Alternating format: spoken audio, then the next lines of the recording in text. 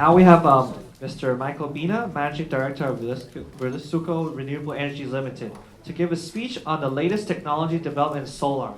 Mr. Bina has worked over 20 years on renewable energy value chain. He currently advises a global clientele in Europe and Asia, ranging from technology startups to financial institutions. Multiple multinational corporations and NGO to active in renewable energy on strategy, business development, technology developments, procurement, and related financial advice. Mr. Bina, please. Thank you. Thank you, Green Council, for having me here today. I'm going to talk about technology and photovoltaics specifically. I worked at most of the points in the solar value chain here, but I'll focus mostly on the downstream, which is the most interesting for most people. But it's important to consider the entire spectrum of the value chain. Now, before I talk about new technologies, it's important to understand where photovoltaics is today in the global energy landscape and how it got there and the role of technology in this space. Now, it's not even debatable. This is the facts. Today, solar photovoltaics is the cheapest form of energy generation for new installations. This chart shows the levelized cost of electricity with different generation technologies. I'm sorry I don't have biomass here, but somebody forgot it. These are not my numbers. These come from a global investment bank. And I also added, the only addition is the dinosaur. I added the dinosaur and the nuclear because I think it's a little bit mad to build new nuclear plants today unless you want to build bombs. And the reason, so photovoltaics is getting cheaper all the time. The range we see here is $25 to $60 per megawatt hour. This is for large-scale utility solar farms, which compares favorably with pretty much every other generation technology. But the prices are getting cheaper all the time. So this is 2018. If we look at 2019, the latest PV auctions around the world, here we got 3 examples, are well below this price. So here we see Portugal, Brazil, Los Angeles, just 3 examples, all below $20 a megawatt hour. And these are auction-winning prices. So it means the levelized cost of producing that energy is actually lower than 20. So the trend, the descending trend of PV is quite remarkable. Now, how did we get there? How did PV get to this stage? Was there a technology breakthrough? That's one of the questions. Because only 10 years ago, the levelized cost of electricity from PV was well over $300 a megawatt hour. So it's descended by 90% almost in less than 10 years. And how did that happen? Because 10 years ago, I remember people were saying, oh, we need a tremendous breakthrough in technology in order for renewables to compete with fossil fuels. And here we got Mr. Gates, who was one of the people speaking about that. And he himself invested a lot of money in new technologies. But the reality is very different. The reality is that until 2016, for example, the dominant solar cell technology in the market was actually a solar cell invented and produced in the 1970s already. And if we go fast forward to today, 3 years later, the dominant solar cell architecture today in the market was actually designed in the 1980s at the University of New South Wales in Sydney. So not a new technology.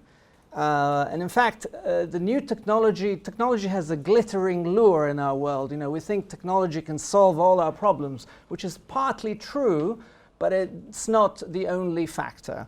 And a lot of companies have lost a lot of money investing in so-called new technologies because they really didn't understand what they were doing.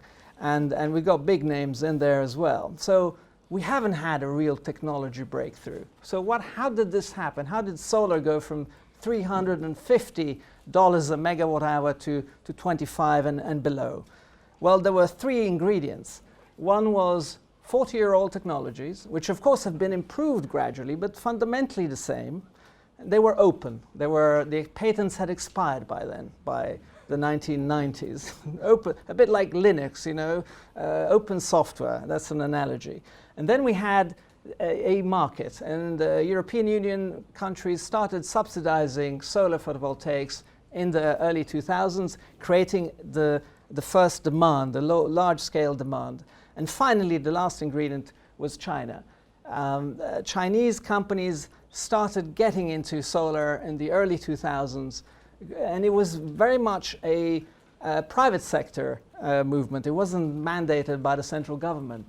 People saw the opportunity and rapidly scaled up production using these open technologies. And with the massive internal competition within China, drove costs down very rapidly indeed. And so that's how we got from the $350 a megawatt hour, not even 10 years ago, down to below most of the generation costs by fossil fuels already in some countries 4 or 5 years ago, and pretty much globally today. So where are we going next is the question. I'll focus on solar cells to begin with, because that's obviously one area where a lot of the efficiency is. So today the champion solar cell in the markets pretty much have an efficiency of about 22%, which is an improvement on the 13-14% that we had in the late 70s, and so we've had an improvement, but we have a long way to go before absorbing and being able to transform solar energy more comprehensively into electricity. This chart shows the progression of solar cell efficiency since the beginning, since the 1950s, when they were first used for satellites. And the blue line is what we've achieving in the laboratory. So the efficiencies of top solar cells in the labs. The green line is what we actually produce in industry on large scale. And the fact is, it's taken 25 years to bring the champion solar cell efficiency from the lab into industrial production. But that was before. Now the future will change, because in the last 20 years, there's been a tremendous interest in solar photovoltaics. We have many more research institutes. We have many more suppliers of equipment, all studying, all working very hard to improve every single part of the value chain. And that's part of the reason why we've been able to drive this tremendous improvement over the last few years. And now this chart is a bit busy, but basically it shows the growing cell efficiencies of various different types of cells. And the two lines are showing, the bottom one is where we are today, 22%. And the top efficiency we've achieved in the lab is 46%.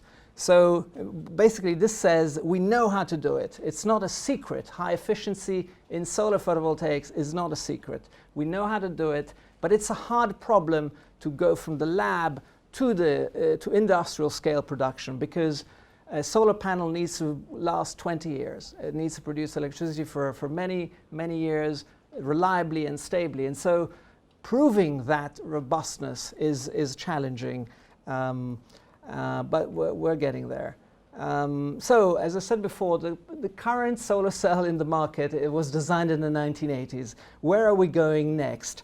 Well, one candidate, and of course there are many, is something called a Hetero Junction cell, which again is not a new thing.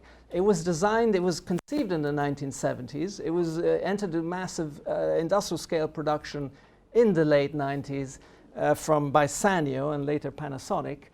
Now this technology, the patent has expired, and that's important. So more people have access to this technology now. Many companies in China are now working on heterojunction cell concepts, and we will start seeing the first large-scale production probably next year. This concept has significant advantages over current cell technologies. But basically, in a nutshell, it will take us from about 22% efficiency to about 25%, which is a very significant improvement. Looking a little bit beyond that, we have a relative of the heterojunction cell, which is called the heterojunction back contact cell, which has already been demonstrated to have an efficiency of about 26.7% in the lab. So you compare that to 22% today in industrial production. It's a very significant improvement. And of course, we're getting close to physical limits with single materials. So the physics of this says that with a single material that absorbs a certain part of the solar spectrum, we can only do 33% efficiency. In the case of silicon, because of, again, the quantum properties of silicon, it's 29.4. So if one wants to go over this limit, we need to start thinking beyond this. And now this diagram shows in yellow is the solar spectrum, the typical solar spectrum. The gray part is what silicon can absorb. So with silicon, if we do the best we can only take part of the solar spectrum, so only a part of the energy available. So we need to go beyond that. And one way to do that is to stack on top of a silicon cell, we stack another cell with a different material that can capture a different part of the spectrum. So for example, in the chart, we see the red part is what silicon can absorb, and the blue part is what the top cell can absorb. So we can capture more of the solar spectrum by stacking two solar cells together. And by doing this, we can boost our ceiling from 33% to 42% with two cells stacked on top of each other. If we go to 3, we can extend that to about 42%. And then we have other ideas on how to go beyond that. Here is an example with a 4 cell stack. We have already demonstrated efficiencies of 34.5%. Compare that to 22% today, that's almost 50% more, and that's quite a tremendous improvement. But we have other tools to achieve higher efficiency, and we have sometimes very simple ones. Here is an example. And again, it's not a new concept, it's from the 1970s. Typically, we absorb solar radiation from the front side of a solar panel facing the sun. But people found that there is a lot of light that gets bounced around at the back, and we can capture that light by having a solar cell that is bifacial, we call it. And by doing that, we can turn a 20% efficient solar panel into a 25% efficient solar panel with almost no extra cost. This is all free. Now, together with new cell concepts, we need to look at new materials because these need to be coupled with silicon. Now, one family of materials being discussed is something called perovskites, which have been around for quite a while, but in photovoltaics, we've only talked about them for the last 15 years. And the interesting thing of perovskites is that we can fine-tune their physical properties to match silicon ideally, in an ideal fashion. And so, by matching perovskites with a silicon cell, we've already achieved 28% efficiency in the lab. And we can go to 30% if we combine, for example, a hetero junction silicon cell with a perovskite. And we can go beyond that, 35 if we stack 3 of these together. Of course, this is the exciting bit. As I said before at the beginning, going from the lab to the industry is challenging. With perovskites, one of the problems is the degradation of the material. It's not very stable at the moment, and it's also quite difficult to manufacture at large scale. But there are ways to fix that, and people are working on this. Another concept that I'd like to just mention, going a little bit beyond that, obviously going further into the future, a very exciting future possibly, is something called quantum dots. Now, quantum dots are basically nanocrystals of semiconductor materials. They have some very interesting properties, a little bit like perovskites. We can fine-tune the band gap energy, so make it very compatible with the silicon solar cell below. But they have another feature which is even more exciting than that, and it's called a multiple exciton, which is a very exciting concept in physics, and basically says that a traditional solar cell works quite simply. You have a particle of light hitting the solar cell, and it generates one charge. Now, with quantum dots, when we have one photon hitting the solar cell, it can generate more than one charge. And so generating 2 or multiple charges. And that means basically the solar cell can produce double the amount of energy. And that's why with a quantum dot, potentially, we can get to about 65% efficiency, which is obviously the ideal case. We won't probably get there, but this is basically the concept. And this has already also been demonstrated in the lab. Now, going further down the value chain, how do we put all this together in a panel? Again, the technology hasn't really changed much for 50 years. We still package a panel together the way we did in the 70s. But things are changing here as well. There are many small changes which added together actually work very, very well to give us another boost in efficiency. And these are things like different glasses. We have different materials to package the solar cells. We have different ways to wire the solar cells together, and so on. Going further downstream yet, again, the value chain hasn't really changed in 40, 50 years. We're still working through the value chain how we did at the very beginning of photovoltaics. Many, many production steps, which are quite complex, but nothing has really changed. But again, here we are having some concepts from the semiconductor industry, something called epitaxial deposition, which will enable us in future to cut down many of these steps. And here, for example, we can cut 3 of these very expensive and capital-intensive production steps. So in the future, we can shorten the value chain, improve the product, and lower the cost even further. Now, I'll look at further downstream yet. If we look at how PV systems are designed, there's a lot of innovation here as well. I mentioned just now before the introduction of bifacial solar panels. Now today, if you're doing a large-scale solar farm, you have to use a bifacial panel. This is very much compulsory today if you're competing. But this introduces very substantial complications when you're trying to model how much energy your solar farm is going to produce. And the reason for that is that we now have to model how the light behind the panel hits the solar cell. And this is all done by reflections. So you need to have complicated models of how the electromagnetic radiation gets bounced around at the back of the solar panel, and it's very challenging. The mathematics are quite daunting, but there are a lot of clever people working on these things, and so we'll get that sorted as well. Now, since we're in a city, I thought I also mention innovation in built-in integrated photovoltaics for buildings, because again, there is a lot of potential here. There's been a lot of movement. Tom mentioned in Europe the built-in photovoltaics. Today we can actually build an envelope around a building, not only the rooftop. People think rooftops. No, you can produce energy from any surface that is exposed to sunlight. And today we have very efficient solutions. In Europe, of course, given the climate, we have almost zero energy buildings that can generate as much energy as they can consume. Not possible in Hong Kong because the air conditioning loads here are too big. But if you can save 10, 15, 20% over 50 years, over a year, this is a very tremendous amount of savings, not to mention, of course, avoided emissions and all the other benefits that we can reach. Now, another aspect which is often not considered, but is how we manage a solar farm is very important, because we can gain a lot of efficiencies here, and there's a lot of new technology in this area as well. Once you build a solar farm, how do you operate it in the most efficient way?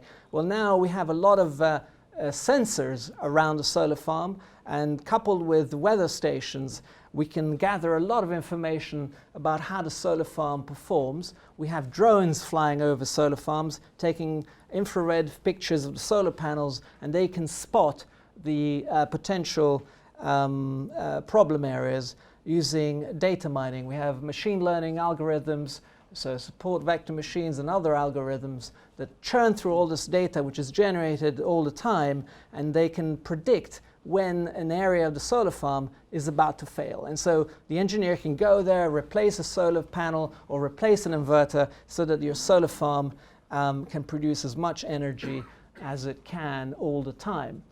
Going a little bit further downstream again, and how do we integrate all this renewable energy into the grid? And now, again, here there's also tremendous innovation, and we have to avoid silos thinking. We have to look at systems as a whole, not just individual components, because that is how we solve problems. Now, the photovoltaics, like most renewable energies, have one characteristic: they're diffuse generation. So multiple points of generation are the way we consume energy is ideally match that because it's diffused consumption. And so if we can match the diffused generation with the diffused consumption, we can actually obtain very interesting results. And with new smart grids and other technologies, we can solve a lot of problems which people think we can only solve with storage. Well, storage is part of the solution. For example, here we're seeing lithium-ion batteries.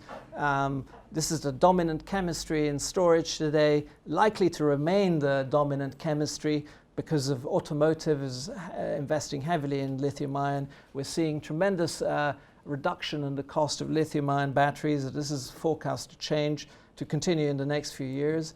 So that will provide an answer for storage, partly. But there are many other innovations in how we manage all this diffused energy being produced and consumed.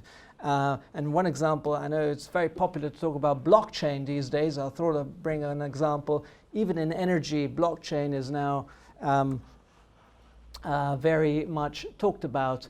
But if we look a little bit longer term, we're going to have massive amounts of renewable energy produced around the world, and it's going to cost very little money to produce this energy. And one way we can vectorize this energy, so in other words, move it around, as Tom said earlier, it's about also thinking wider. How do we import? If we can't produce it here, we can produce it somewhere else and import it. And one vehicle to do that is hydrogen. Hydrogen is the ideal energy vector because it's tremendously scalable. It can take care of gigawatt, terawatt hours of energy. So we can produce green hydrogen with very low cost renewable electricity, and that can be stored and converted back into electricity for the grid, for example, or used to power heavy-duty applications. Like in Europe, we already have hydrogen trains, for example, and ships. And maybe one day also airplanes, if you're not too scared about hydrogen airplanes. Since we're in Hong Kong, I just mentioned, we have a colleague in town gas here. Well, actually, for example, Hong Kong town gas is actually 50% hydrogen. And so if we can find a way to substitute that hydrogen, which is currently produced from fossil fuels, with green hydrogen, and immediately you can decarbonize 50% of your gas supply in a country. I'm just using Hong Kong because we're here. So in summary, all these innovations all together will take us to unheard of places. I mean, we've already achieved tremendous improvements in PV in the last 10 years, but there's a lot to come because, as I said, we've got to where we are today using 1970s technology, effectively, 1980s technology, and we haven't even started applying all the new concepts that are coming on stream. So in 10 years' time, solar electricity is very likely to cost less than a cent, almost free, basically, because the sun is free. That is the key concept. If you're using coal or gas, it's going to cost you something, and it's costing increasingly more. Now, again, a very busy, apologies for this busy, but basically this graph shows that solar cell efficiency is poised to increase tremendously in the next few years. And that is part of the reason why solar PV energy will cost increasingly less going forward. This chart shows the levelized cost of projection of levelized cost of solar electricity going forward. Of course, it depends where you are. If you're in the Middle East or you're in Norway or Denmark, it makes a difference. So that's why the bar has a range between 20 to 40, for example, in 2020. But the trend is descending.